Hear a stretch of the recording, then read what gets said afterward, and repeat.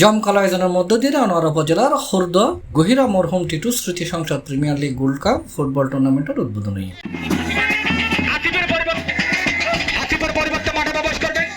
ডিসেম্বরের 7 তারিখ বুধবার উপকূলীয় রায়পুর ইউনিয়নের খুর্দা গহিরা সমুদ্র সৈকতের মাঠ প্রাঙ্গণত টুর্নামেন্টের উদ্বোধন খেলা অনুষ্ঠিত হয়। উদ্বোধনী খেলাত উত্তর বন্দর ক্রীড়া সোসাইটি বনাম পতেঙ্গা আব্দুল কাদের স্মৃতি ফুটবল একাদশ প্রতিদ্বন্দ্বিতা করছি। খেলাত বন্দর ক্রীড়া সোসাইটির সারেক গুলে অড়াইরে পতেঙ্গা ফুটবল একাদশ জয়লাভ করছি।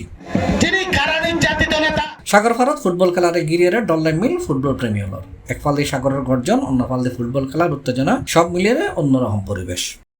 উদ্বোধন অনুষ্ঠানত উপজেলা বিএনপি নেতা মোহাম্মদ কাইমুর সভাপতিত্বে ও টুর্নামেন্ট পরিচালনা কমিটির সভাপতি মোহাম্মদ শাহাবুদ্দিনের সঞ্চালনায় উপস্থিত আছেন মোহাম্মদ আব্দুস সবুর, আনোয়ারা উপজেলা যুবদল নেতা অ্যাডভোকেট নুরুল কবির রানা, দক্ষিণ জেলা ছাত্রদল নেতা ইসমাইল বিন মনির ও মোহাম্মদ মফিজউদ্দিন সহ আরো বহুত কেউ। পরে বিজয়ী দলরে উইন কার্ড এবং সারা খেলোয়াড় পুরস্কার প্রদান করা হয়।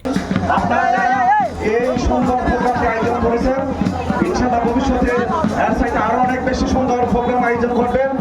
আপনাদের সহযোগিতা করার জন্য ইনশাআল্লাহ আমরা সবসময় আপনাদের পাশে থাকবো বলে আমি আশা ব্যক্ত করছি।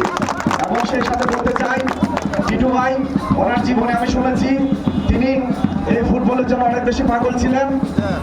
আল্লাহ এই মরহুমকে যেন বেহেশত নসিব দান করেন।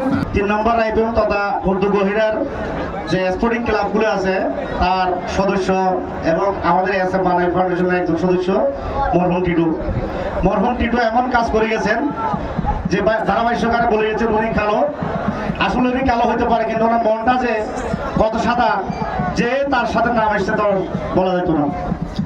যে কোনো খেলাধুলায় ক্রীড়া এবং অন্যান্য কোনো মানবিক কাজে যদি এখানে কাজ করতো সাথে সাথে এই কাজ দায়িত্বের সাথে সাথে কাজগুলো পালন করে ফেলতো। কিন্তু আজকে অত্যন্ত খুশি লাগতেছে সে মরেও আমাদের মাঝে বেঁচে আছে, এটা আলহামদুলিল্লাহ। তার খেলা আমি ছোটকাল থেকে সে একজন ক্রীড়াপ্রেমিক ছিল। টিটু ভাইয়ের খেলা আমি দেখছি, উনি ক্রীড়ায় নিয়ে সবসময় ব্যস্ত থাকতো এবং এখানে জীবনযাপন করতো। হঠাৎ আল্লাহ তাআলা ডাকে তিনি আমাদের থেকে বিদায় নিয়েছেন। আমরা চাই আজকে এই টুর্নামেন্টে তাকে স্মরণ করে রাখার জন্য যে আয়োজন করেছে তাকে চাই আমরা আমাদের মাঝে আজীবন স্মরণীয় হয়ে থাকবে।